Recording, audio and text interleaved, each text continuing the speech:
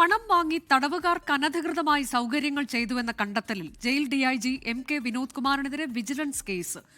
MK Vinod കുമാറിന്റെ അക്കൗണ്ടിലേക്ക് പണം എത്തിയതിനുള്ള തെളിവുകൾ വിജിലൻസിന് ലഭിച്ചു. പരോൾ അനുവദിക്കാനായി 1,80,000 രൂപ കൈക്കൂലി വാങ്ങിയെന്ന് കണ്ടെത്തിയതിനെ തുടർന്നാണ് വിജിലൻസ് കേസ് രജിസ്റ്റർ ചെയ്തത്. ജയിലിനുള്ളിൽ പ്രത്യേക സൗകര്യങ്ങൾ ഏർപ്പെടുത്തി നൽകുന്നതായും തടവ് പുള്ളികളുടെ പരോളിനായി കൈക്കൂലി വാങ്ങുന്നതായും DIG MK വിനോദ് കുമാറിനെതിരെ പരാതി ഉയർന്നിരുന്നു. ഇതു സംബന്ധിച്ച് ഇന്റലിജൻസ് ആണ് വിജിലൻസിന് വിവരങ്ങൾ കൈമാറിയത്. ഗൂഗിൾ പേ വഴിയും അല്ലാതെയുമായിരുന്നു പണമിടപാട്. വിയൂർ ജയിലിലെ വിരമിച്ച ഉദ്യോഗസ്ഥനാണ് DIGയുടെ ഏജന്റ്.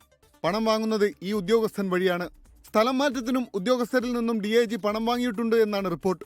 DIG വിനോദ് കുമാറിനെതിരെ അനധികൃത സ്വത്ത് സമ്പാദനത്തിലും അന്വേഷണത്തിന് ഉത്തരവിട്ടിട്ടുണ്ട്. വിജിലൻസ് ഡയറക്ടർ മനോജ് എബ്രഹാം നേതൃത്വം നൽകുന്ന തിരുവനന്തപുരം സ്പെഷ്യൽ യൂണിറ്റാണ് MK വിനോദ് കുമാറിനെതിരെ അന്വേഷണം നടത്തുന്നത്.